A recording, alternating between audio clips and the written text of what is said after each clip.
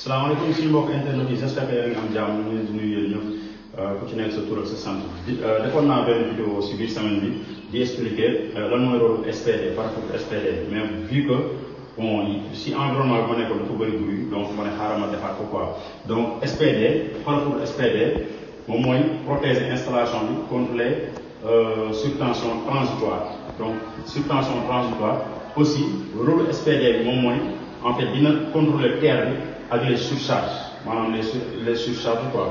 en fait les subtensions parce que souvent aussi en fait mën nga nekk si zone boo xamante ne terre bi dafa am problème mën na nekk sans dépend si réseau bi mën na am problème léegi su amee problème SPD bi rôle moom mooy mu maintenir terre bi protéger installation bi maintenir terre bi di jouer rôle maanaam terre bi day continuer di jouer rôle donc su nekkee benn environnement boo xamante ne souvent mën nga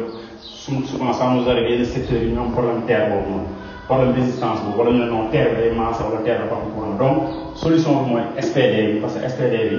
vraiment comme li ñu wax subtention bi dina ko limiter maanaam dina ko régulariser ba en fait courant bi du jàll fu mu war a jàll maanaam terre bi du maase quoi parce que souvent ça nous arrive dans les installations donc loolu noonu différentiel bi mu du ko gis or que SPD bi loolu mooy rôle quoi donc ce sera toujours mis à la terre aussi lu si gën a am importance mooy dispositif de sécurité bi bu amee problème en fait mën nga ko changer donc c'est primordial wala boog on va dire que c'est nécessaire dans une installation électrique donc SPD bi ñu noonu bàyyi xaal zoom ko donc zoom ko bi calibre moom mooy 63A 63 ampères donc en fait installation bi c'est simple L dafa am entrée ak sortie donc yow fexeel ba entrée courant bi mu dugg fii d'abord après mu génn si SPD bi mu soog a alimenter sa différentiel soog a alimenter sa ligne donc du coup à chaque fois sa terre day mës a rester le même donc sa résistance sa valeur bi du changer maanaam SPD bi loolu moom mooy rôle parce que comme li ñu wax je répète dañu mës a day am ay type d'installation bi souvent da ngay am problème terre te loolu nag du benn bureau de contrôle bu la si mën teg daan du kenn ku la si mën teg daan parce que en fait yow du sa yow électricien bi du sa coobare quoi loolu ci secteur bi donc léegi yow SPD bi moom mooy sa dispositif de sécurité parce que vraiment dina la aar te dina tax sa terre reste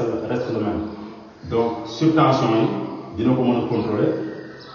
subtension yeneen conducteurs yi maanaam phase bi bi seen diggante ak terre bi moom dina fexe ba def rôlam ba